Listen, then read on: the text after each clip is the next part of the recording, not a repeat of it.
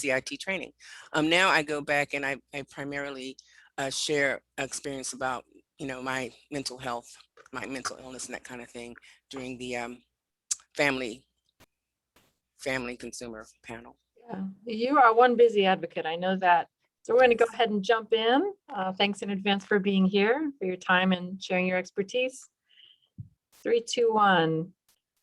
Good evening and welcome to Thursdays with NAMI. My name is Peg Morrison. I'll be your host for the evening.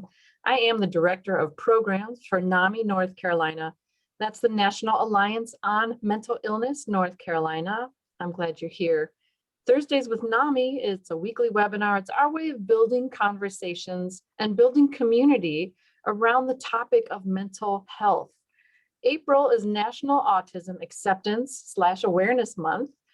So we'll be taking a look at life on the spectrum. Autism spectrum disorder, also known as ASD, can look very different in varied people. It's a developmental disability that affects the way folks communicate, behave, interact with others. Sometimes we see repetitive behaviors or constant motion. On a positive note, autistic folks rarely lie. They really judge other people and they tend to live in the moment. So I'll take all that. According to the CDC, 2% of adults in the United States are on the spectrum. What does that actually mean? And how can we be supportive? We'll be getting the scoop from our guests, Jackie Pilgrim, Jeff Day, and Dr. Nathan Copeland in just a minute. As usual, the first part of our show will be an interview with our guests. About halfway through, we'll show a video of the week, and then we'll be taking questions from you, members of our virtual studio audience. Now we'll be doing a quick word from our sponsors. Thursdays with NAMI is funded in part by the North Carolina Department of Health and Human Services, Division of Mental Health, Developmental Disabilities, and Substance Abuse Services through the Community Federal Mental Health Block Grant Fund. We appreciate their guidance and support, and thanks to royalty-free music from Ben Sound. All righty, without further ado now, I'll introduce our guests.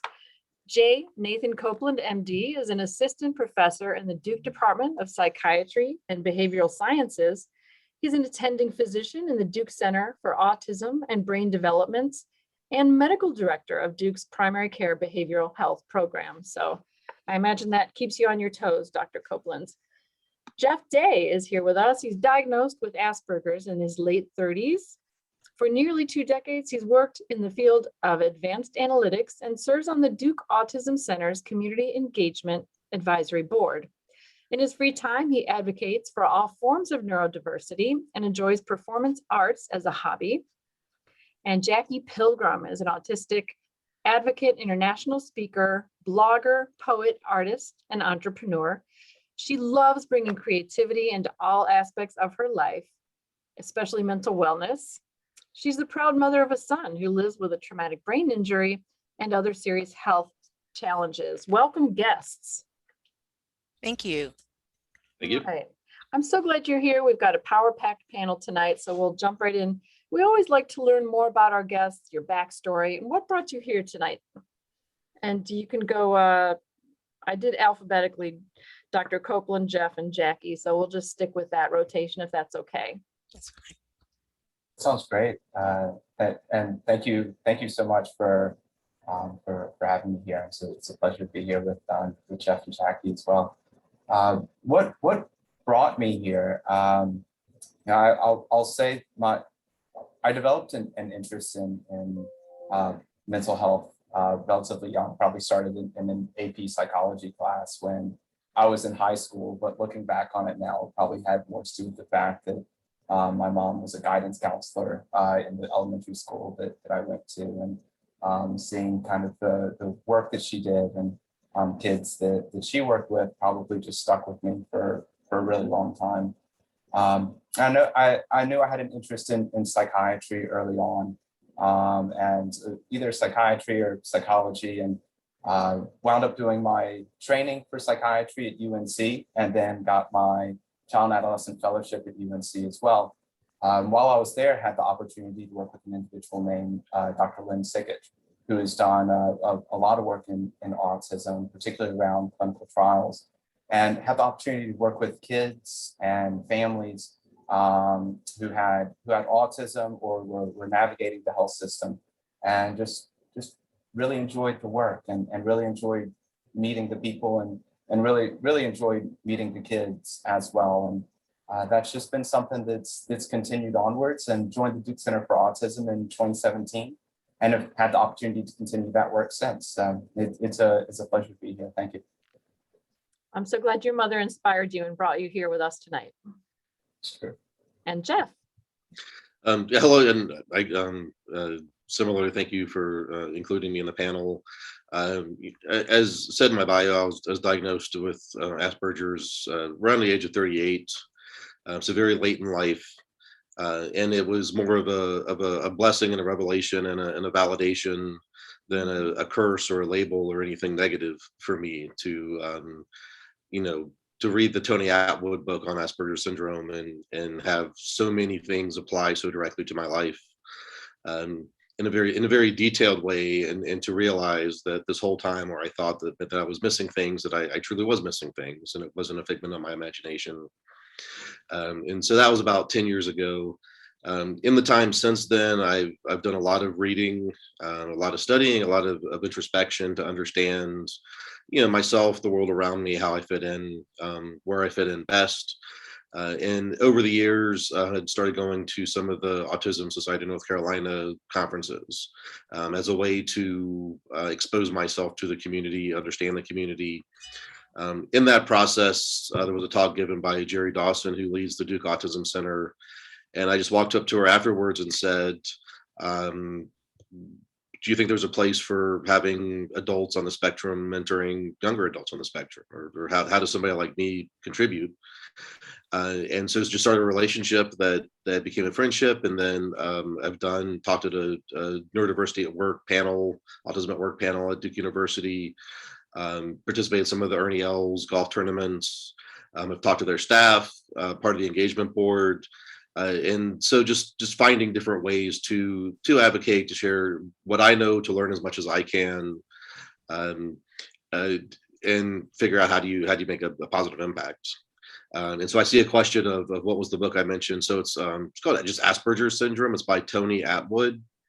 It seems to be one of the premier texts that's written for lay people. So it's not a medical book. It's not talking about neuroscience in any detail, but it does give a pretty thorough description of a lot of the symptoms, a lot of the patterns that you see within autism, some of the history, but a lot of it is just about explaining this is what we observe. I think they probably mentioned mirror neurons and a few things that are a little bit high tech, but I found it extremely helpful.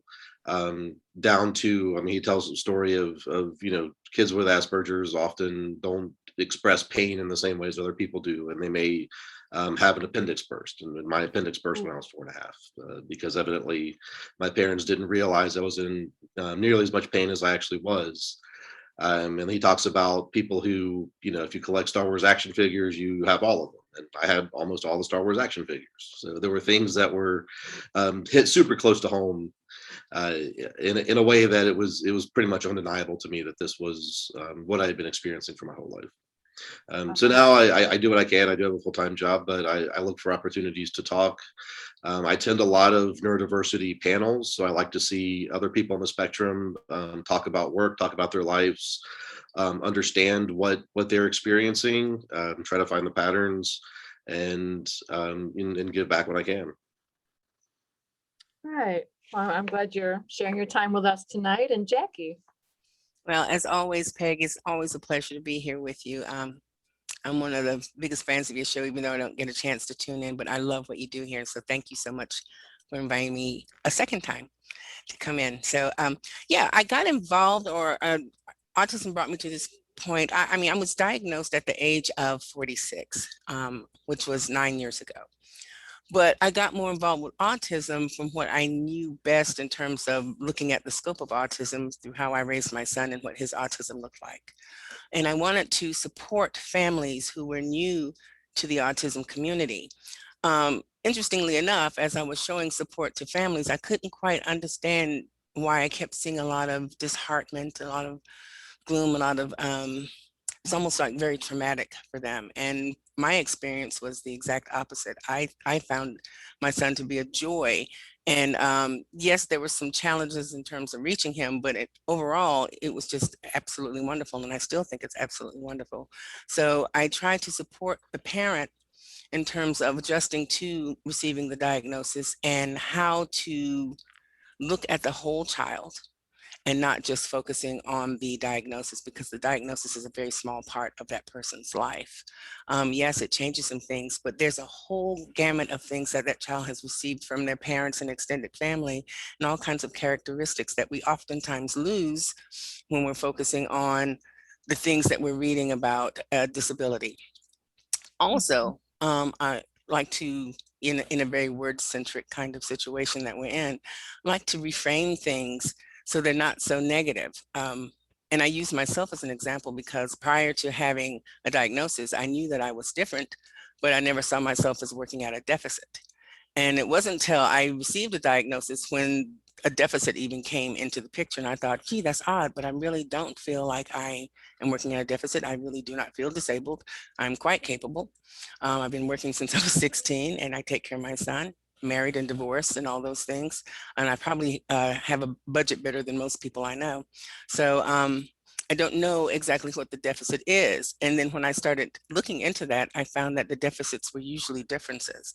And I don't believe that a difference is a deficit. I think it's something to look at and to figure out how to engage that person and be able to have a person feel comfortable in their skin. So I started crusading for people who were working in the field, as well as parents, seeing autism as not a challenge, but almost like a whole new world, learning a new language, and not telling the individual that what they're doing is wrong, but when teaching them, expound their world by giving them lots of options. One of my examples is for my son, teaching him how to be social. I never once told him that his organic social life was wrong or that anything was wrong with him. Instead, what I did was offered him different kinds of ways that he could interact with other people. So he could interact with children who were younger, older, male, female, have a disability, not a disability, intellectual disability, on the spectrum, whatever. We had one play date with a person who had two kids. One of the children had a diagnosis very close to my son. When they saw each other, they immediately ran to each other, giggled, laughed, and ran into his room. Both picked up a different toy and turned their backs to each other and began playing. The mother was very disappointed. She thought, oh, I had hoped so much since your son was so much like mine that they would interact. And I told her they are, and they're having the time of their lives. But when my son was finished playing with that child, he went into the living room with the sibling and sat down face to face with that sibling and engaged that sibling in a different way, because he knew he had a choice on how to do that. And he knew that that sibling was not like the one that he was playing with in his room.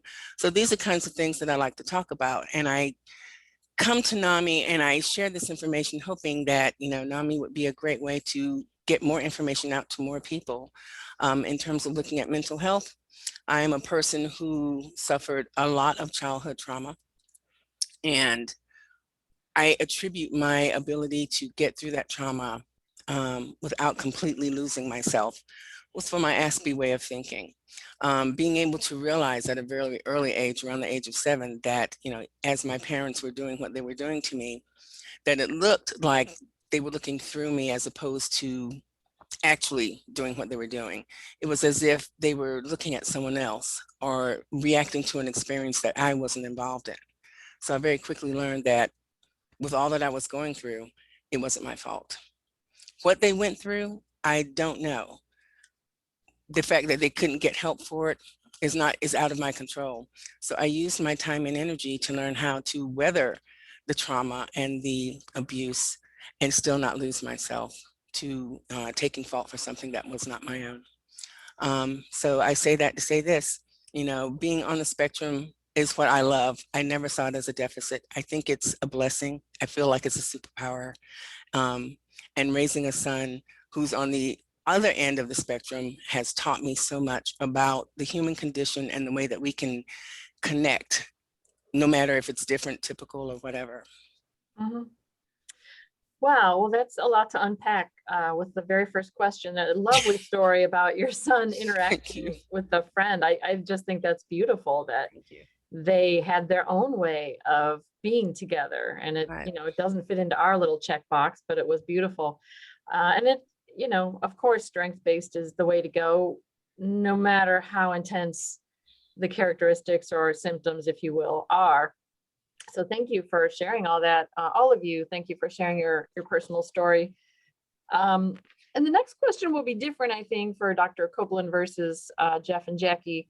What does autism look like in your experience? I imagine, well, I'll just leave it at that. Dr. Copeland, what does it look like in your experience, which probably includes many individuals? Absolutely, and it's a really big question. You know, as far as what does autism look like in lots of ways, it looks like people, and it looks like, you know, I appreciate what Jackie said as far as differences, and that you know, it's interacting with kids and interacting with people. When I am as a child psychiatrist and seeing people in clinic, it's really just the opportunity to interact with kids that might have a little bit different interests than other people, or might have a little bit more intense interest in a certain way than other people, but still trying to you know, attain that same fulfillment and attain that same enjoyment in life. And that's my experience. I could probably get more technical, you know, if there was a desire to, but I think in lots of ways it is an appreciation of the differences of people, and the spectrum of people, and the uniqueness of people. And I'll probably, I think there's a question next. I might be able to talk a little bit more about my experience as well. But I'll just pause there, because I think Jeff and Jackie probably have a lot to add to that question. I'm going to ask a quick follow-up question, because this is the feature that I read that is common to folks with autism, or autistic folks rather, the sensory overload, because that's the one I relate to personally, that getting overstimulated with too much light, too much noise. Could you speak to that a little bit? Absolutely, I can. And you know, why, and I'll see which way I can go at it, but you know, why that sensory overload happens, why that sensory experience happens, I'm not certain, and I don't believe anyone is. But appreciating that sensory overload, I think, is so important for us in the community, right? So acknowledging that there are people that really loud sounds, or really bright lights, or lots of commotion, or lots of activity can be very, very overwhelming. And a lot of people with autism can experience that. A lot of people that you know might fall into that spectrum can experience that.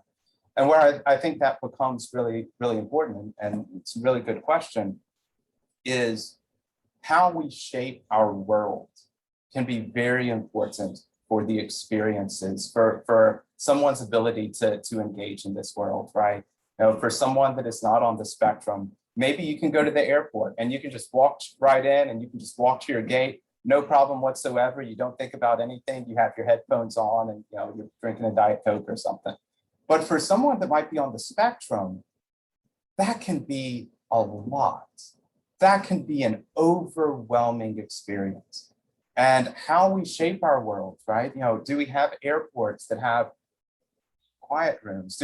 Is there a way that we can construct the world that allows people that experience the world differently to engage in it a little bit better? I think it's a very important thing as a community for us to be thinking about and considering. But great question, Peg, as far as that, the sensory overload. That's absolutely something that people on the spectrum can experience. And to one of Jeff's comments as well, the hyposensory can also occur, right? Decreased pain or decreased other experiences. So it's those sensory differences that can be such a profound experience for some people. Okay, so now we'll go to Jeff. What does it look like for you? Well, for the first half of my life, I'd say it probably looked like what most people think of these days. So not the Rain Man perception, but definitely the social skills, social deficits, spending a lot of time alone. Had my own dose of childhood trauma and unhealthy relationships, unfortunately. So you couple that with not having an intuitive understanding of social situations, not having an intuitive understanding of other people, and the fact that there may be fundamental differences in how you talk, think, communicate. Even I remember my senior year of high school when I was in the drum line in the band at the height of my popularity with my Def Leppard mullet, and I got an award at our senior banquet, and the band director said this next award recipient has the reputation of being the quietest person in the band. So out of 150 plus people, my senior year at the height of my popularity, I was known as the quietest person in the entire high school band. And to the point that I had my few close friends, mostly drummers, mostly other musicians, that we would talk all the time. But I remember one time somebody asked where one of my friends was. I said, "Oh, he's down the hall with his girlfriend." And she goes up to my friend and says, "Jeff Day just talked to me," like that was some sort of an accomplishment, which is flattering, but it was lonely. And I think even through college, up through the diagnosis, very, very difficult time forming those connections, very, very difficult time with, when you talk about sensory overload, conversations where you have 4 or 5 people talking and people, not knowing when somebody's done talking. So I need somebody to stop, then I process, then I respond. So when you're talking to one person who knows how to not monopolize a conversation, that works very well.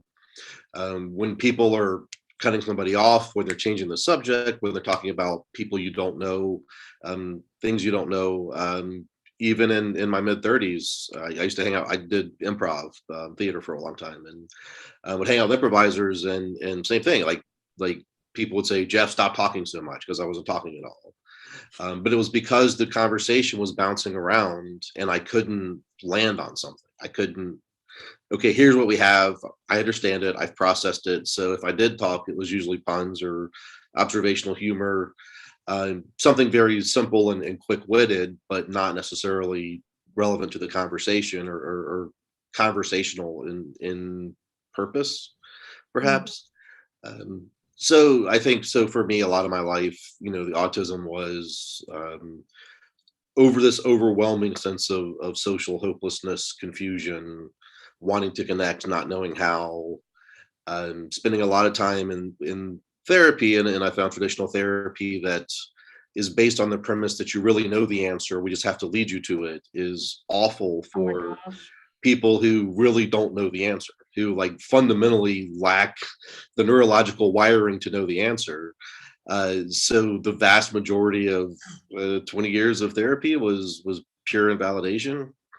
To summarize it, so these are the things that I don't think people necessarily recognize, and I think even the psychological world doesn't necessarily recognize that people with autism really need more instruction, more, this is an explanation of how people think in these situations. So I even still recently, I had somebody harass me. I was out for dinner at a bar, and she said, "Okay, he's had 4 drinks now. I'm going to try to talk to him." And it took 5 or 6 before I responded, because I didn't realize she was trying to start a conversation with me. When somebody asks me what I'm drinking, I answer the question and I go back to staring at whatever TV. And so it's that kind of nuance that I think is amusing, and it's not harmful. But when you start coupling that with people who do have comorbidities, trauma, bad experiences, it can become very overwhelming. And so you get into the question about overstimulation. I thought was very good. I think of it as a microphone where the gain is turned up very, very high. So any sound you make is going to cause feedback. And so I do think people have different gain settings for their different senses. And if you have somebody where their gain for light is very high, or their gain for sound or certain pitches of sound, it can be overwhelming. and overwhelming to the point of it knocks everything else out of your sort of immediate ability to cope. I experience it in large crowds. I mean, I remember being at improv festivals and there's 150 people in a large theater, and I'm outside by myself because there's so many background conversations happening, overlapping. I don't know. I'm like standing just outside of a circle of people talking, trying to figure out how do you say, hey, you guys are talking and I'd like to be part of the conversation. Can you let me in? I mean, that's the very straightforward sort of Aspie way of asking a question. But I do have those experiences where some places there's just too much background noise. I think I'm fortunate compared to some people. I don't need like work accommodations. But I definitely understand that too many input, too many changes in topics and conversations, because of the associative thinking style of autism, that you hear something, you think of something else, you think of something else. So I hear a song, I think of who's the song, who's the album, who's the drummer, who wrote it. And then for each one of those items, I have 3 more items of another band that they played in, or another album by that band, or another song. And so, I go from hearing a Steely Dan song to Jeff Porcaro, who played in Toto and played with Paul McCartney, and et cetera, et cetera. And so when you have like every idea, every spark is followed by a flame, it's very easy to sort of catch yourself on fire, just with your own thought process.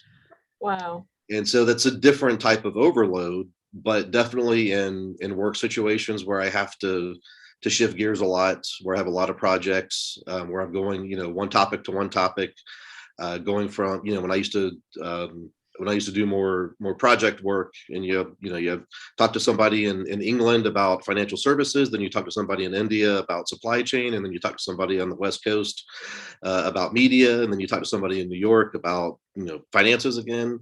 That was draining. I mean, it was very exhausting. Not because of the individual conversations or any one being especially difficult. So, that's a whole other topic, is people who are difficult. But to just have all that in my head and have to, I think I need to warm up, and I need to cool down, and I need to transition in a way that's not sudden. Gotcha. And so these kinds of challenges come up. So even if socially I'm in a better place now, at work I've struggled with people who are very indirect in how they communicate, people who think you have to have a fire drill every single day to motivate people to work harder. Whereas to me, it's like my whole world stops when somebody barges into my office saying, we have to get this done right now. Oh gosh. And I had to do 2 rounds with HR to get them to understand that this wasn't about me not wanting to work more hours. It's about me wanting my day to finish when I've put in a good day, not when somebody barges into my office telling me to work harder. And so I'm including these anecdotes because I think there's some subtler issues that come up with autism that are not necessarily the marquee items that you talk about all the time. Right. Well, thank you. And so when I do talk to people about autism, the first thing people say is like, well, you're a good conversationalist. Maybe you're not really autistic. And I'm like, right. I learned that I'm almost 50. So, 30 years ago was a different story, but yes, you can learn social skills. You can learn how to converse. You can also, to Jackie's point, you can kind of quiet some of the noise in your head through effort and self-education, and not taking responsibility for other people's problems and hardship. But there are some things that I think I'll always be prone to overload. I think I'll always be prone to needing to step away when there's too many things going on. I don't think I'm ever going to be the center of a lively, active conversation unless it's students that in my field of study or something where people are there to listen to me. I'm fine. I mean, I'm fine talking in front of a group, but I don't tend to dominate socially, which is fine because I'm forever curious.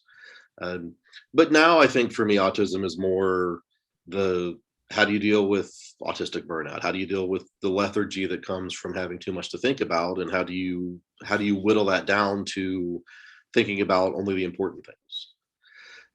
How do you find those people who are the allies? And how do you find the people that you can say, I am not good at this particular thing, that say, okay, I understand you're not good at this particular thing. Let me educate you. Not, well, I'm sure you're fine. Right. Mm. Because I think I think the one thing that comes with autism is an enormous amount of invalidation, in terms of, but you've seen this, but what about this, but this, but this, but this. Mm. And so now, I mean, having studied it, having sort of come to terms with, the neurology, seeing that, I mean, academically was very fortunate. I have a PhD from a top school in my field, from Georgia Tech.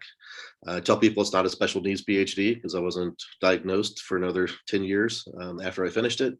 But won awards in my field, very, very strong career, very successful. Done some really cool stuff. I mean, did real-time optimization for Disney's bus system, built systems that NBC uses for advertised planning.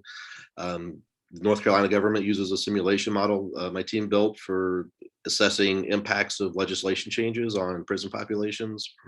Wow. So get to do really, really cool, fun stuff. And 20 years after graduation with my PhD, I'm still in the exact field that I studied. So those are the highlights. But I think it's Good. finding the balance and not, I don't resent, I think to Jackie's point, I don't resent autism. I don't think of myself as disabled. I think sometimes putting it in the disability column may not be the best way to think about it. And I do hear of people on the spectrum who don't want disability benefits or disability label for their work. But those sort of cultural shifts, I think, will happen in due time. Thank you. But for me now, it's really more. I think I've found a lot more peace than maybe I used to have. I think I'm in a job that doesn't, where I can be good at what I'm good at, and I'm not constantly struggling with things that I'm not good at. I think my boss is a computer scientist, and he communicates like a computer scientist and not like a marketing person or a business person, in all the best possible ways. And anytime that there is an issue, I know exactly what it is. There's zero doubt, but it's few and far between. Good. And This so is a that's good comfort. why I feel like, okay, maybe I have something to offer now that I've dealt with some of my own issues. Maybe I have something to offer other people, and then do take these speaking engagements when they arise, because it seems like every time I talk, I articulate something new in a new way that I hadn't really thought of. Right. And there's always somebody that gives me feedback of something that I said that helped something click for them. That was important. That was an excellent summary. Thank you so much. And I wouldn't have made the connection between invalidation and that experience, but you explained it very well. And now let's move on to Jackie. Could you give me the question one more time, please? Yeah. What does autism look like in your experience, your story? Okay, well, I realized early in life that it was different. So what it looks like for me is a very precocious child, a child who experienced hyperlexia. So I learned how to read at the age of 2. And what that is, hyperlexia is kind of like the opposite of dyslexia, to make it simple, where letters come together as words and those words start making sentence, and you start being able to sound out those words and read them and understand what you're reading. So by the time I was 4 years old, I was able to read medical reference books. And I used to have to prove that I could read them most of the time. In kindergarten, in kindergarten, one of the first things I talked about was learning how to read, so I was very excited about it. All the kids were gathered at the board and they were learning their letters, and then they handed out these books, those thick cardboard books with the big pictures and the big words, and I had a meltdown. I started screaming, and I said I needed books that had little words. And so one of the teachers was saying, well, she pointed to and she said, and this is a little word. I said, no, little words. And so one of the assistants in the classroom walked over to a desk, and she took out a Hardy Boys book and she brought it to me and she said, "Is this what you mean?" I said, "Yes." She said, "If you could read a sentence from this book, I'll give it to you." So I read the sentence. So I was given the book and I was able to sit in the corner and read most of the time. So the other part of it is the sensory, which I think is a very interesting thing for me because my earliest childhood memories are kind of mapped around those things that struck me sensory wise. Like my earliest childhood memory is right around the age of 3 months. And my mother was changing my diaper, and I remember seeing her holding my 2 feet up, and I remember her stoic expression on her face. I remember what the Johnson & Johnson's powder felt like and how cool it was to feel something that was smooth and granular at the same time. Sounds and how sound affected me, like the sound of my dad's keys when he came home. I liked the jingling, and he always had a tremendous amount of keys. I was also very aware at an early age, and this is, of course, remembering my younger childhood years as I got older. I remembered being able to think in full sentences before I could talk and plan. So one of my highlights as a child, I was about a year old, just learning how to pull up. And I was in my crib, and I heard my parents talking in the kitchen. So I came up with a plan to squeeze myself between the bars and lower myself to the floor. And I was going to crawl to the kitchen. And I actually could think in terms of if I crawled on the left side, and I didn't think left, I just knew that there were 2 sides to the hallway. If I crawled on the left side and got to the kitchen, that would be dangerous because if my parents came out of the kitchen, they could actually step on me. So I thought if I crawled on the other side and arc out in the living room and come back, I was going to stand on my knees and go, ta-da. So I went through my plan and I got on the outside of the crib and I stretched my legs trying to touch the floor, but it was too dark and I couldn't see how far the floor was, so I didn't jump. And that's when I realized that I could not squeeze myself back into the bars. So I was hanging outside on the crib screaming until someone came. Now, the interesting part is I heard my parents stop talking when I started screaming, but then they continued talking. Well, after about 3 rounds of screaming, my mother finally came and she got me. What was most interesting was when I was older, I told her about that and I asked her, I think I was about 20. I asked her, I said, what took you and Dad so long to come get me? You heard me screaming. She said, we did. And she said, your dad kept saying, oh, Jackie's just fine. She's playing in her crib. But she said, by that 3rd time, I said, she sounds distressed. And I came and found you on the outside of the crib. Wow. So, yeah. So, but my parents were used to me asking different things because I oftentimes asked about different things that I would have been typically too young to remember. But again, it's all kind of sensory. Also, I required a lot of sensory input. I had to constantly be stimulated. And a child like me is kind of dangerous in science classes because once I learned that water was a great conductor of electricity, I used to love to stick my finger in the socket and I didn't always get the electric current that I wanted. So I would lick my fingernail and then stick it back in the socket so I could get the current and feel my arm shake. What? Yeah. Oh my God. Yeah, I'm very fortunate to still be here today. Things like making fires and realizing that if I got caught making a fire for my Barbie dolls, camping in the backyard, if I got caught, I'd get in trouble. But I realized bricks could heat up. So I'd make fires and heat bricks and bricks could hold heat. So my mind was always going and figuring things out and seeing patterns. I also was very much into human behavior. And I found adults most interesting because I oftentimes found that adults, their language and their tone would sound one way, but the undertone of their language meant that there was something else going on and I would try to figure it out. One time I was showing my parents some penmanship homework that I had and I was obsessed. I wanted long nails. So after begging for a few months to get some Lee press-on nails, my mom finally gave in and bought me some, and I had these big clunky nails stuck onto my fingertips, but you couldn't have told me I wasn't the most beautiful kid in the world. But when I took my homework to them and showed it to them, they was like, oh, this is horrible, this is messy, oh, you have to redo this. And I carried it to my mom and she said the same thing. And I just couldn't make sense of it because I made it a point to write every word perfectly, dot every I, cross every T. I didn't even have eraser marks. So when I went back to my room, I started thinking about the language that they use and the undercurrent of tone and the energy that I got. And I realized it wasn't about my penmanship. It was about the fact that they did not want me to wear the nails. So I took the nails off and took the same paper to them and got the reaction of, oh, this is the best work you've ever done. This is the neatest work. Excellent job. Wow. So yeah. So the way my mind works, there's patterns in people's motions, there's patterns in the tones, there's patterns in the words that they choose, along with the situation that's going on. And I can kind of pick up if they really mean it, if they don't. And in an office setting, based on the tone and the way things happen, I can almost predict when something's going to pop off. So I was kind of the problem solver, and I would go to people and say, you need to do this or don't do this, because if you do, it's going to cause a problem in such and such department. And if they listened to me, we would do well. But if they didn't, that problem would arise. Mm. So that was one of the things. And as far as the social aspect, my cousin often talking, she's a year older than me.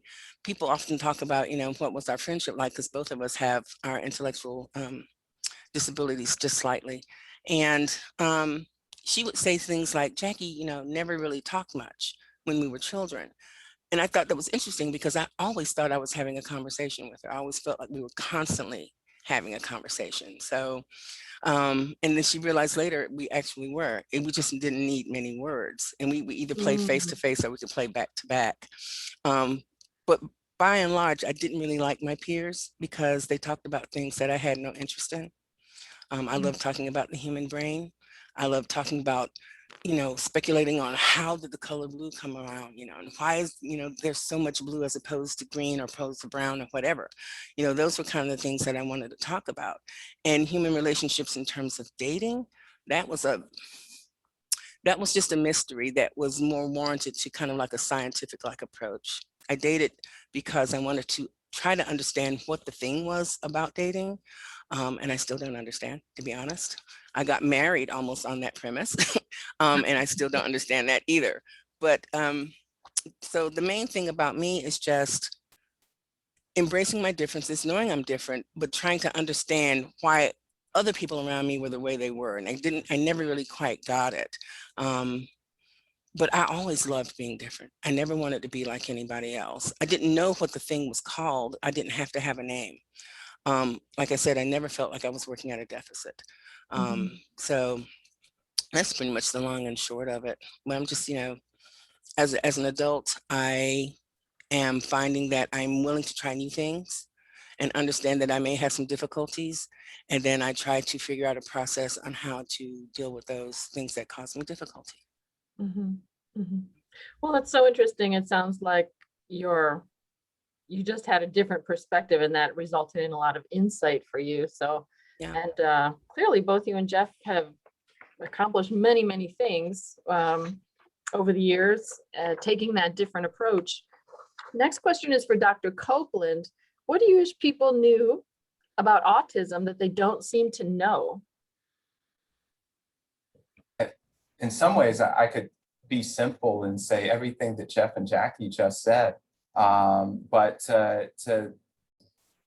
I'll take that a little bit of a different way, which is probably things that I have learned in working with people and in working with people with autism and really kind of serving them. The first thing is around communication. And I have so many different stories about that.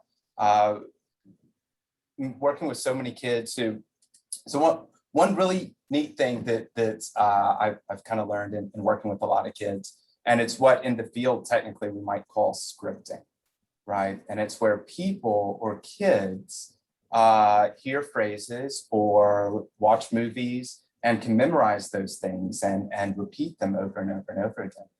And I can think of one kid in particular, and I was talking to him one day, and I was like, "Oh yeah, how are things? How are you doing?" And he said to me, "I am a rat like no other."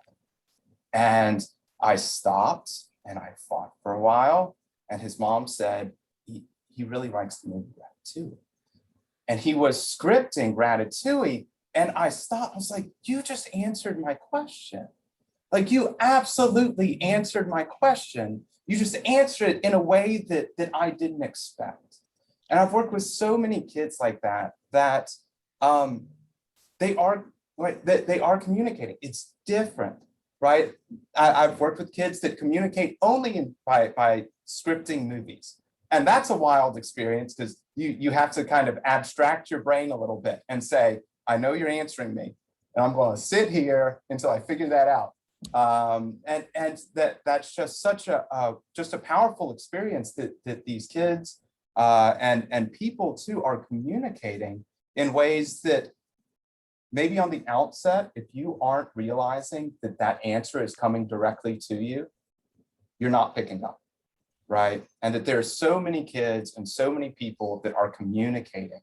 They are telling you what they want and what they need, and to pay attention to that is so important.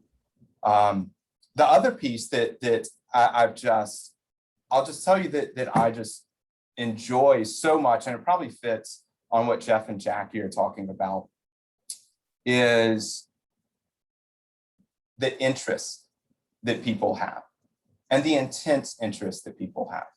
And the reason that I bring that up is because there are so many times that I'm speaking with someone and the thing that they find brings them so much joy, or that they have so much interest in, is something that other people might not even notice, right? Whether it is the fire alarms in a ceiling and knowing the make and model number of every single fire alarm in every ceiling, knowing every single Simon Says video game from 1965 or whenever it was, knowing this was Parker Brothers, this was Mattel, this was from 1970 and 1980, being able to dance entire Michael Jackson songs from beginning to end, right? Like the intense joy that so many people have, the intense passion that so many people have in places that others might not be looking.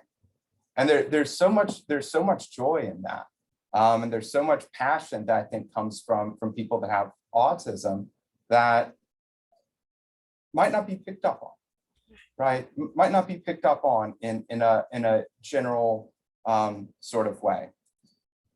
The flip side of it, and just experiences that I've had in trying to help kids and help families navigate the health system, is how just the word autism can get in the way of people navigating the health system, or people getting jobs, or people going on to other things. There are times where I might say, let's say I'm working with a kid who needs, who has anxiety and maybe needs therapy, and say, hey, can we get someone to help and identify a therapist for this kid? And someone might say, well, I don't typically work with autism. Like, that's fine. We just need to work on the anxiety. Or for people that are trying to get jobs, and maybe employers say, I don't know how to work with someone who's on the spectrum. I'm not used to working with someone who's on the spectrum. I hear you, but this person is here to do a job, and they can do it very well, right? That there's absolutely, to Jeff's exact point, absolutely understanding that there are certain things with autism, right? If someone with autism says, this is how I need you to do things, that is probably how you need to do things. That it is being kind of a direct observation, but that the word autism just gets in the way of so much fulfillment for so many people. And it's still difficult for me to totally understand, right? It's not necessarily the condition of autism in lots of times. It's that word. I don't know if it's stigma. I'm sure other people can talk about it.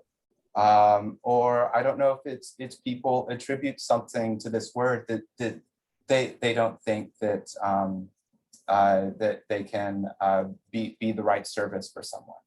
But I think that's just really important for us, both in the health system and employment, that I believe Jackie said earlier that autism is a little sliver who someone is. I might be saying the words Right. wrong. Yes, I did. But there's so many times when that word seems to overshadow who that person is in our society. I think that what I wish people would know is that it is a part of someone, but there's so much more. There's so many more pieces to that than this word that can overshadow them. Hmm. Oh, that is a beautiful answer. Jeff and Jackie, just in a soundbite, since we do have so many other questions, and we're sinking our teeth into these early questions, but I'm hoping we can cover more ground too. Any follow-up from Jeff or Jackie? I have something I want to say. And I think what you said was absolutely brilliant, sir. And I'm so glad to hear it so eloquently stated. Not many people really can put into words what that thing is. But for me, it comes down to one thing. We all have the same beginning. It took a sperm and an egg to create us, and we were either pushed or pulled into existence. Anything over and beyond that is superficial. So if you look at it from the human component, we are all human. We have the capacity to love. We have the capacity to receive love. We want to be valued. We want to be seen. We want to be heard. Now, however that looks is how it looks, but the desire is still there, just like for anybody else. And as we grow up, we have a desire to contribute. So if we could just take it back to basics, and erase any knowledge or lack of knowledge that we have about any disability or any kind of thing that could be going on with a person, is to just understand that we're all human, first and foremost, the beginning and the end, in the middle of every day, we're human. And how would you want to be treated? If you have something to say, even if people couldn't understand, if you were in a foreign language and even in a foreign land and you couldn't speak the language, wouldn't you still have a desire to communicate with the people around you? And how would that be able to occur? Yeah, well, that's beautifully said, Jackie. And if you have those differences and can't communicate, doesn't that person still deserve our respect? Yeah. And yeah, Jeff. No, I think piggybacking on what Jackie just said, when I think about interpersonal relationship, or be it work or romantic or friendship, etc., with people on the spectrum, the rules are the same as they are for all other relationships. I mean, the core is you have to take somebody for who they are, not who you want them to be. Believing in people's sort of sense of honesty or value or in core beliefs. Things like emotional differentiation. You can't compensate for somebody's feelings. You can't tell people how to feel. You have to own how you feel. You have to let them own how they feel. So you do get into specifics of things like with autism. Information is better. High information is better than high emotion, the vast majority of the time. But that's you can say that as a preference or a bias, and everybody has their biases and preferences. So it does get back to this idea that it's autism is a descriptor. It can tell you something about a person, but it certainly doesn't tell you everything about that person. Okay. And our next question, we'll start with you, Jeff. What has been your biggest challenge living with autism, and what are some strengths? I mean, kind of like what I talked about before. I think the biggest challenge was the invalidation, the sense of it would be very, very helpful to me to have people explain social nuances, and people saying, no, there's nothing you don't understand. Right. And not being able to get the kind of help and support I needed, and ultimately having to learn a lot of that myself. Prior to YouTube, I think now I've seen so many YouTube videos that I was like, I wish YouTube existed 30 years ago. Would have been a big help. But that's really the thing is people not understanding. People sort of fall for the halo effect of you're so good at these things, you should be good at everything. And people can't see this dichotomy of, yes, I'm very, very good at certain things and very, very bad at other things, because the neurotypical world is more even. It's more people are generally good or generally average or generally struggling. It's not these sharp peaks and valleys that you do see more frequently in the autism world. The plus side is, definitely an intelligent person and been very successful in many levels because of that. I enjoy my sense of humor, and I find a lot of other people do too.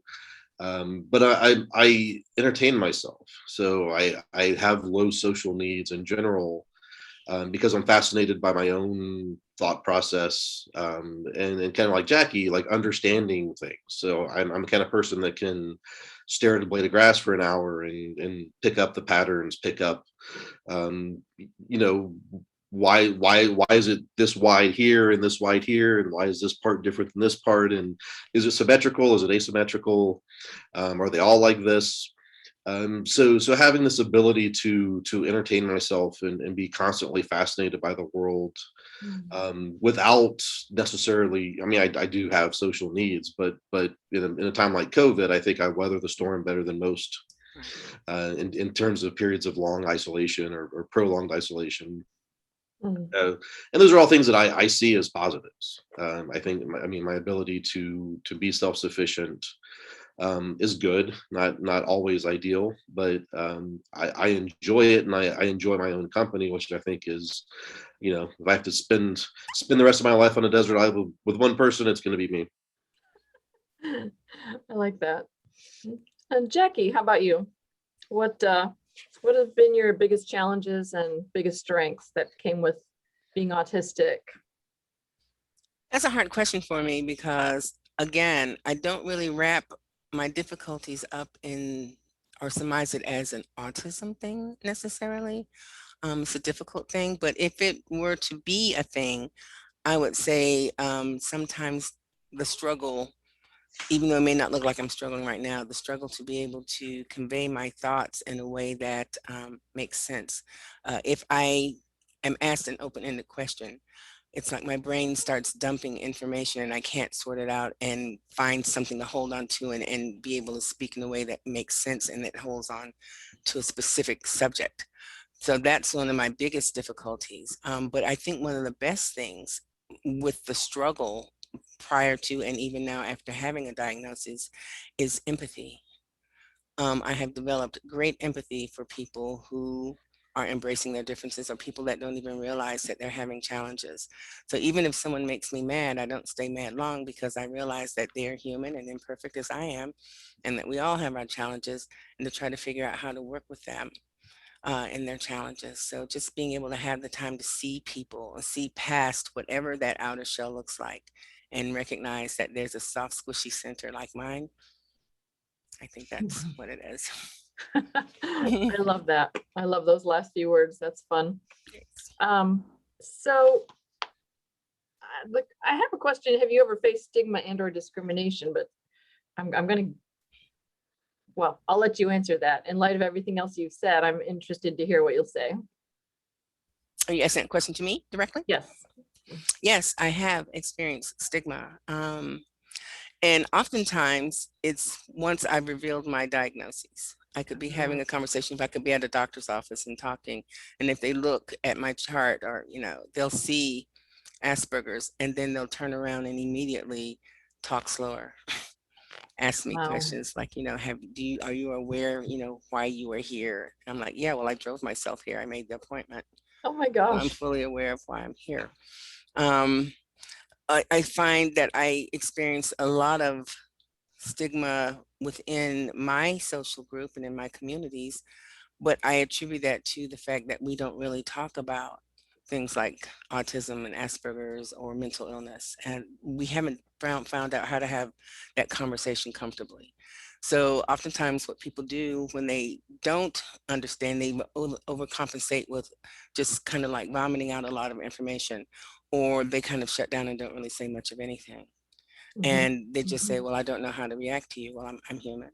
If you start talking to me, and if you say something interesting, I will respond.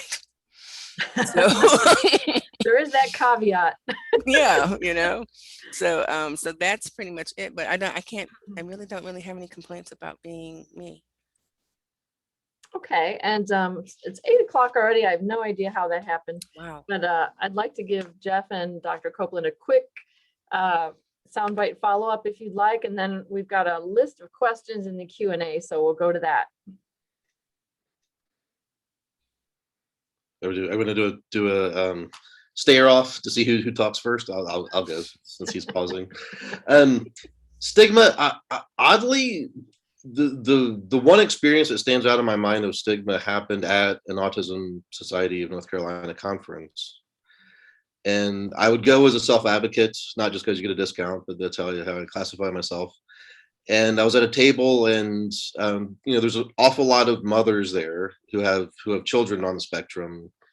And almost every talk, the follow-up questions are, I have a child who's this age who does this self-injurious behavior. How do I stop them?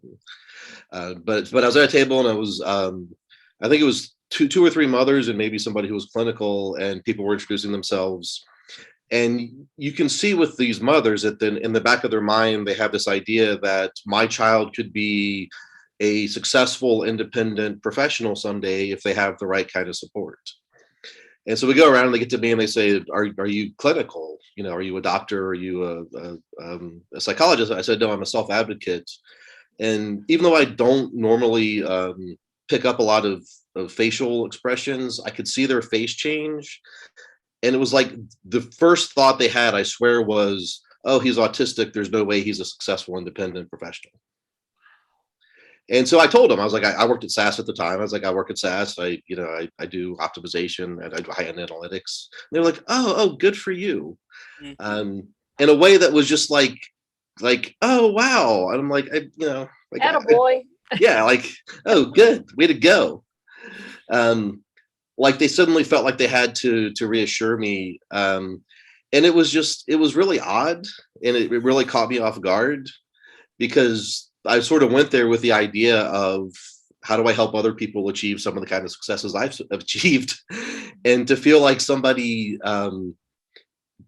assumed something in that context, assumed something about me because I was a self-advocate, really kind of caught me off guard. So I'll say that, and I don't tell the full story, but my last job, I did ask for accommodations and was refused and quit because of it. Well, good for you for stating your needs and knowing your worth. All right. So Dr. Copeland, you touched on stigma or hinted at it when you talked about the power that comes with just that word autism as a label. What kinds of stigma and discrimination have you seen your patients endure? Well, I think there's probably a couple ways, and very similar to what Jeff and Jackie are saying. Yeah, I think there's societal discrimination and there's systems discrimination. And on the societal side, maybe similar to what Jeff is saying, the how people experience happiness. Sometimes there's like this, I think, cultural way of like, oh no, you can only experience happiness this way, right? You can only experience happiness by living this sort of life and having, this number of friends and having these sort of like activities. And that some people experience happiness differently. And some people have a different need for the number of friends that they have, or some people have a different need for the interests that they have. But their happiness is just as valid as anyone else's type of happiness.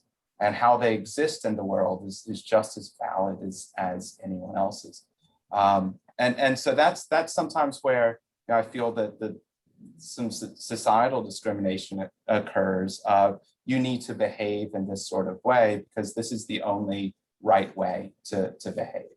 I think that can be very harmful for a lot of people. And then the system side, probably similar to what I already touched on, which is the way that word can impact how people interact with different sorts of large systems, whether that's health systems or school systems or job opportunities.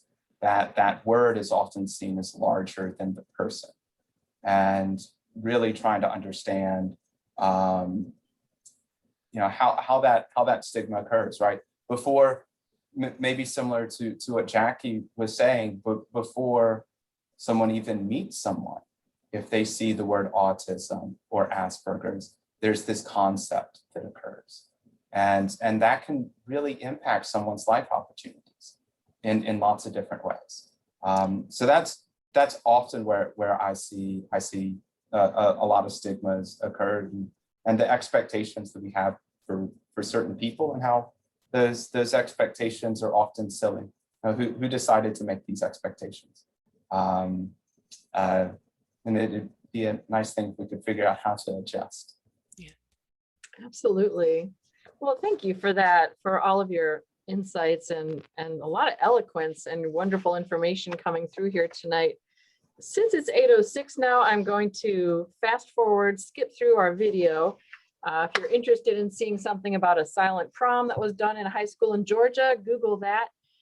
It's at an autism awareness website. It was very neat. And I see a farewell from someone who has to step off. Thank you for letting us know, Sarah. I understand. I'm so glad you could join us for this while. Before we move on to our questions, a big shout out to those working behind the scenes tonight. Mental health intern Patience Gragg and psychiatric nurse Gail Pruitt on the chat box and Facebook Live, giving us all kinds of valuable links and information. Executive Director Gary Kreitz for being here, and Ben Sound, the website, for providing the intro music. And of course, thanks so much to our guests for spending your evening with us and sharing your stories and your expertise. So now it is time for your questions, members of our virtual studio audience. If you're not sure how to ask a question, you want to click the little Q&A icon towards the bottom of your screen and type it in. It will magically come to us. All righty.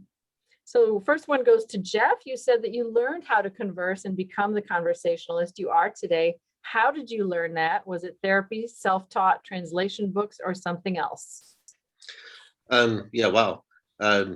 So I think the thing I have going for me, according to the study I had done at Duke, so I've done a couple research studies at Duke, and they have to screen you and verify that you're autistic before you can be part of the study. And one of them, evidently I have like 98th percentile verbal IQ. So I think there's some natural gifts there. But really, it was a lot more. I used to read a lot of nonfiction about human interaction, about recovery from emotional abuse, and the language that goes with understanding emotions. And I think I think at a very early age understood that you couldn't tell people how to feel, and became very, very, very much more interested in understanding how people do feel, not how I want them to feel. And so I think people have always felt comfortable talking to me because I am so curious about, like, tell me more about what's going on. And I learned to say things like, somebody will say, this happened. And I would say, is that good or bad? Like, I don't know. So just tell me if it's good or bad. Don't make me guess.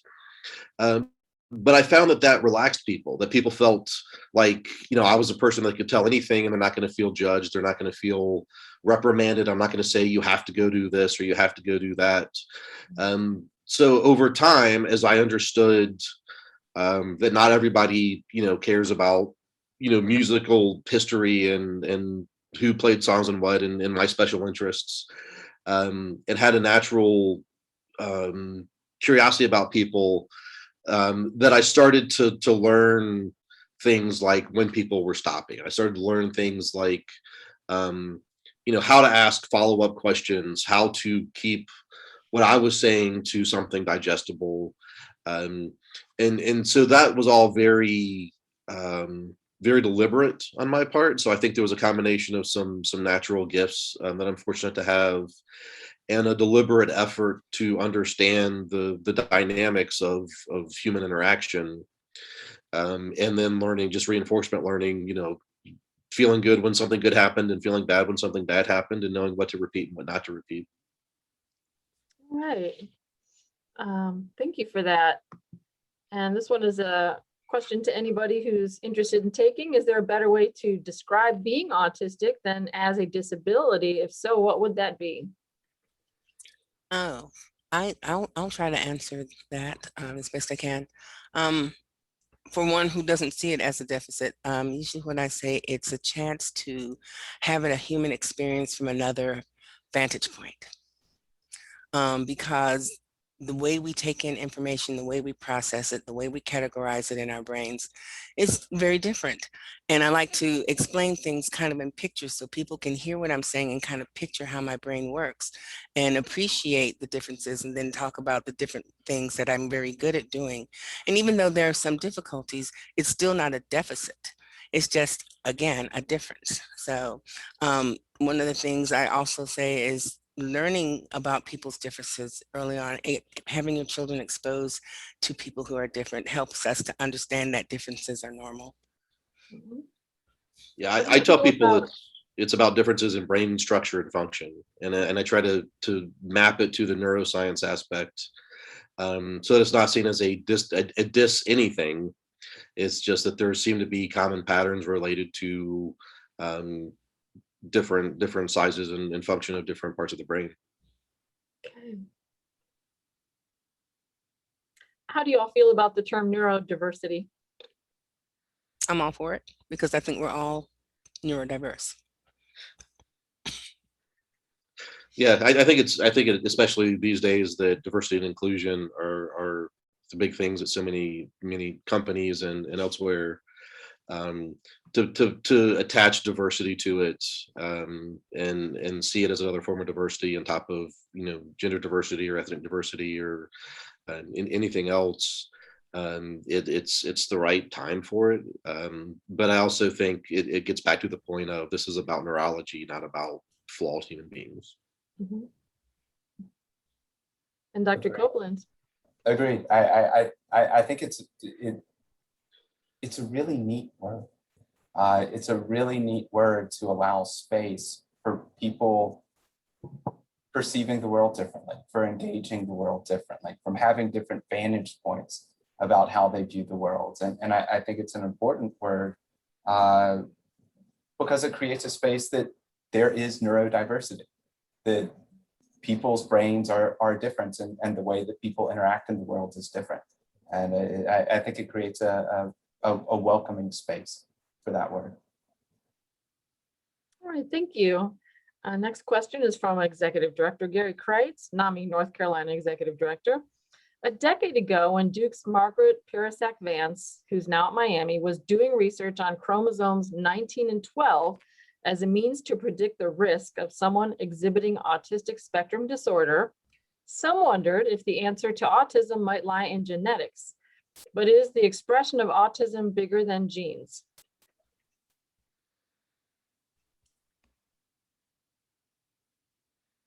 I'll start. I'll see what I can do. That's a great question. One of the unique things about autism as a very heterogeneous experience and condition is there are certain things that can clearly increase someone's risk of developing autism.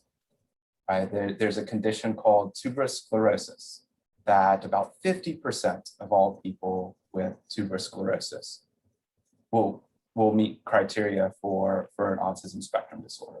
Fragile X, high percentage of people that have Fragile X meet criteria for an autism spectrum disorder. There are other experiences, so other, whether being exposed to something in utero or other genetic conditions that increase people's risk. Outside of these very known variables, we haven't really found an autism gene or an autism collection of genes. And if anything, a lot of the genes for autism seem to be very human genes. It's not to say that genetics won't get to the point that they can take like a large number of genes and put them through this order and say, this is your risk and that is your risk. But in general, as far as genetics goes, even though there seems to be a high genetic heritability of autism, that a lot of parents with autism have kids with autism, a lot of kids with autism have parents with autism, or people that we might call broad autism phenotype. Maybe they don't meet full criteria for autism, but maybe they have little differences there, right? And we see lots of heritability in that way. But as far as an autism gene, we haven't seen that yet. If anything, it's something that it's a lot of genes that we all share that we see as kind of tracking through people. Maybe one day we'll discover more, but we're certainly not there yet. I'd like to add to that also too, with a list of things that can contribute to autism, such as premature birth. And oftentimes with people that are accelerated learners, oftentimes have traits that are very similar to autism as well. Thank you. Yeah, so what I know, so when I talk about doing research projects at Duke, they're doing a lot of work on finding biomarkers, but there's also the behavioral aspect. And so I was in a study where I watched TV for like 2 hours with stuff hooked up to my eyes, and they were tracking what my eyes looked at. And the idea behind it is behaviorally, even at a subconscious level, can we identify patterns in what autistic adults look at that we can use to screen children at young ages as an early detection device. And so I do think, I guess my bias is that the behavioral aspect probably isn't going to go away from the diagnosis and be replaced by something that's purely genetic. I don't think it's going to be that simple anytime soon. This is my guess. All right. I think that was I think we covered a lot of bases with that answer. So thanks to everyone. We've got a question from Facebook about the prevalence of autism and also co-occurring disorders. So what is the percentage of spectrum and other mental health disorders crossing over? And if someone is an undiagnosed autistic and they're diagnosed with some mental health condition, so if I'm autistic, but I'm diagnosed as depression or whatever, how confusing does that get? How do you get correct treatment ultimately? So 2 questions rolled into one. I can try if that's okay. As far as prevalence goes, so autism is estimated at about 1 in 54 people, which makes it very common when you think about kind of large scale populations, right? It means lots of people meet criteria for having an autism spectrum disorder. In the past years, there's been kind of an interesting thing that has occurred. And when you think about the growth of people that are being diagnosed with autism or are being given the autism spectrum disorder diagnosis, what we've also seen as that has gone up, what we've also seen is diagnoses of intellectual and developmental disabilities have been going down. And there's an interesting thing that happens there. And certainly that this isn't, it can't explain 100% of what's going on. But we're starting to recognize that people that might not really fit with an intellectual and developmental disability fit much more with this thing that's called autism. Right. And so the diagnosis is shifting, right? So we're saying this person fits way more with experiencing life in this way than experiencing life in this way. And that's very important. That's very important because people have very unique experiences. And for us to be able to figure out, what is the best way to help people experience the world. I'll shift into mental health disorders. And mental health disorders, mental illnesses, very common in humans also, right? We have these like big brains that sometimes don't work like they should, or work differently in the way that we exist in the world.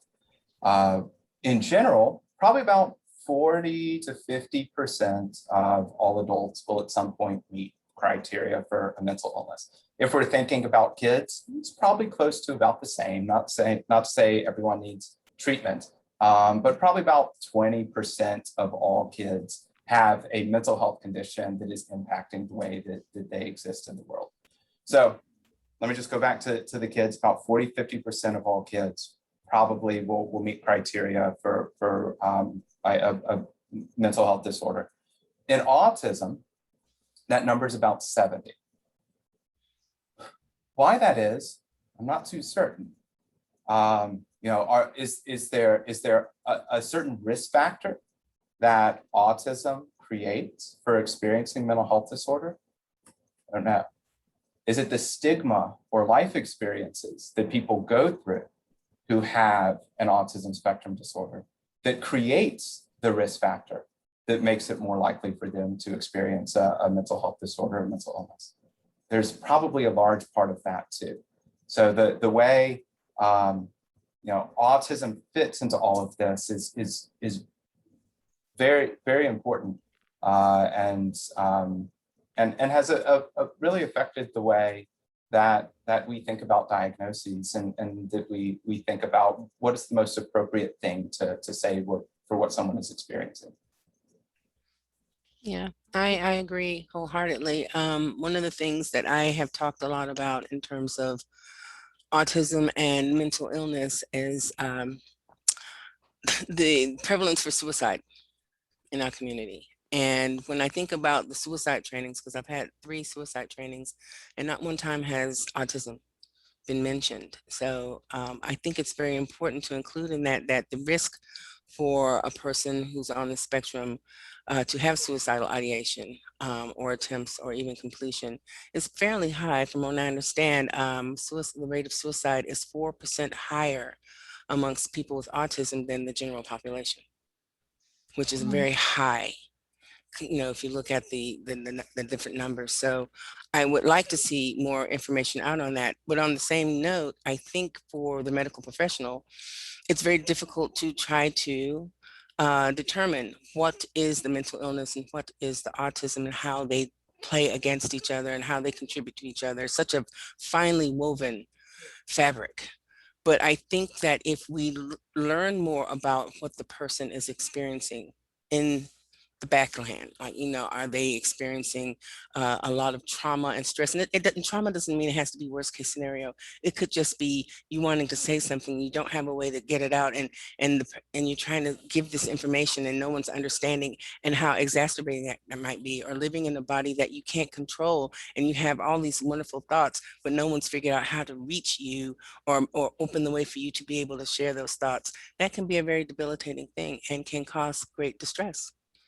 So, it's just living in a world that is difficult to navigate, and a world that does not understand you. Right. We have many more questions I'd like to get to. What avenues of support for topics such as career development, forming relationships, are available for adults on the spectrum, and how can one obtain that support? Well, you mentioned 2 very different things. So the work employment I'll tackle. So there is Caroline Sullivan leads it, and I don't know is her name, but it's the NC Department of Labor or something does have work they do specifically geared towards autism, where they even take job descriptions and whittle it down to what do you really need this person to do? Don't give us the wish list that we want a fantastic team, self-motivator, Jedi warrior, et cetera, just what do you need this person to be able to do to function the job? And then there's so many autism at work programs these days. So SAP, I've known Jose Velasco for years, who runs that program. Ernst & Young, there's a company called Ultranauts up in, started by 2 MIT grads. It's I think 75% neurodivergent is their claim. And they had a great panel last week of their employees talking about the work there. So it's the first is finding the places that are specifically looking for autistic talent, because they understand the benefits, that we're often, more accurate and faster, and stay longer, and generally create fewer problems. So start there. I would say the other thing is if you do think you need job accommodations, there is, I think it's NC Disability Rights Mhm. that has legal help, as well as the Job Accommodation Network, JAN, you can find online, that provides lists of sort of pre-approved accommodations for different disabilities, including autism. Um, but a lot of it is, I would say, just Googling autism at work and seeing where that takes you. Because there are, over the last 5 years, it just seems like it has become much, much more prevalent for support networks to exist, as well as for employers to say we want to have more autism representation in our staff.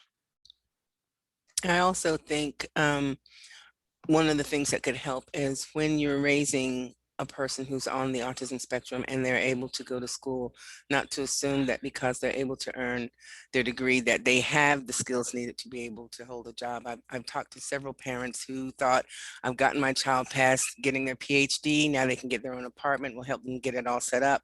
And they find that the adult child is not able to maintain their apartment because they have not built the skills to be able to pay bills and manage the stresses of maintaining a home. So if you could start incorporating that early in their education, building those skills along with the academics, then you'll have, I think, a better outlook in the end. Dr. Copeland, follow up? I agree with all of those resources. And I can't remember if Jeff mentioned Autism Society of North Carolina. I do think HASNIC offers a number of services that can be very helpful. And every state, I believe, has their own Autism Society chapter, and they can be great resources for families and people to connect with. That's often the first place I recommend people turn to, especially when they're first learning about autism and trying to learn a little bit more about that and trying to connect with parents and other people who might be going through the same experience. Okay. Well, thank you. I think that gives a really well-rounded answer to that question. Jeff, you mentioned using YouTube videos. Are there any in particular, or authors or websites that can help those needing help with social skills? I haven't. So I used to Google or YouTube search a lot on dating, dating advice, etc. And I find it's interesting, but it's people talking about it. Whereas I really need more demonstration. Like, here is somebody who was flirting. Here is the same person not flirting. Here is somebody showing interest. Here is the same person not showing interest. Not people saying things like, does she treat you different than she treats other people, which is very vague and hard to nail down. But what I have started to see is if I just Google or I search on YouTube for autism, there's more and more people who have kind of like their video casts of their own experiences. And so there was a period I went through for a couple months where I started watching a lot more of people with autism talking about everything from, why people don't like the Sia movie music and all the controversy surrounding that and the autistic character and the treatment. So I can't recommend a specific author, but I do think the search functions, if you're fairly specific about what you're looking for, the search functions in YouTube are pretty good. But I do find that now I spend more time, if I'm going to search, it's going to be looking for people who are autistic and seeing what they have to say. All right, thank you for that. And we've got 2 more minutes. Oh, now it's down to 1. There's one question for Jackie and one that I think Dr. Copeland would be great with. Let's do a speed round here. Jackie, certain things you said about yourself, I identify with. I've never thought that I could be autistic, but maybe it's a possibility. What should I do? Well, how I was able to, it was kind of by accident that I got my diagnosis. I actually was getting therapy and I wanted to be able to cope with some of the trauma from my past. The possibility of being autistic came up because several friends said, they admired the way that I could connect to my son, unlike any other parent of an autistic child. So as a rule of thumb, they sent me for a 3-day assessment to rule out Asperger's. And I actually was diagnosed. So I would say if you're interested in getting an assessment, you would want to go to a behavioral specialist, especially if you're over the age of 25, and get an assessment and then go from there. All right, thank you. Excellent, succinct answer.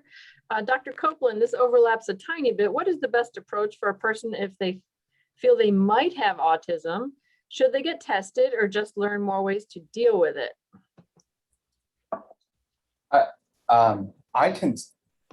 That's a great question. And I think it depends on the person. I think for a lot of people, the actual diagnosis itself, and maybe this piggybacks on some of Jeff's story, can help explain, the life experiences that someone has gone through, and to help say, that's why I don't understand like all these eye contact things that are going on, or whatever else someone is experiencing. And then similar to what Jeff was saying, of saying, oh, these are skills that I can learn, right? And I think if you kind of knowing where that word is and knowing where those strengths can be built can be very, very powerful for someone for engaging in the world. That being said, it depends on the person, and if someone feels that they are their things have moved in the way that they are need them to move, and maybe there are certain skills that they want to pick up on, then they can work on those certain skills. So I think it really depends on the person. I know I was just supposed to have like a brief comment, but I'm really curious what Jeff and Jackie would say to that question. I agree. I think it depends on the person, and I'll try to be quick. Also, if you're in the process of looking into it, try to not get lost in the rhetoric. There's a lot of information out there.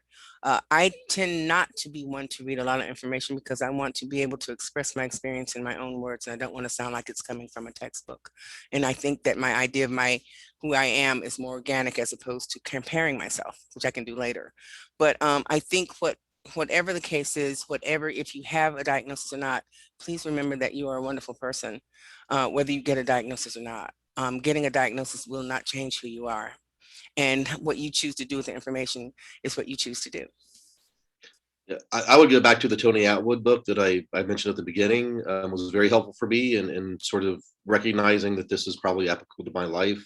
I'd also ask the question, what would you do with the diagnosis? So if you're having trouble finding employment and you think that you would qualify for an Autism at Work program, having that official document may be a requirement. If you're looking for specific types of treatment that are typically, especially with insurance, and I don't know how insurance works, and you think that having that certificate would matter. So it's figure out what are the benefits of the certificate, being certifiably autistic, if you want to call it that, in your particular circumstance. But I think for most people, like I've told somebody, who's like, look, you have Asperger's, and the guy was like, okay, nobody ever told me that before, but he hasn't pursued it or done anything. He's aware of it, and I think it helped him understand, and he appreciated it. But it's what does that knowledge, or what does that officiality do for you in your particular circumstances? All right. Well, I think we've covered that very, very well. And, every week we do this webinar, and I'm always exploring some new topic. And I'm just always amazed that, wow, this topic is so rich, and there's so much talent and so many insights from the people in this community. And that's especially true tonight. So thank you so very much, Jackie, Jeff, and Dr. Copeland. You've been wonderful guests, and I appreciate all that you brought to the table. For everyone else, please fill out our survey that will magically appear when you close out of the Zoom. And join us next week. We've got a powerhouse speaker, Angel Barino, sharing her story. She's an inspirational educator, entrepreneur, and Amazon best-selling author. You will love it. In the meantime, please go where you need to go, do what you need to do, take care of yourself, and be safe. Thanks, everyone. Thank you. Thank you. Thank you. Have a great night.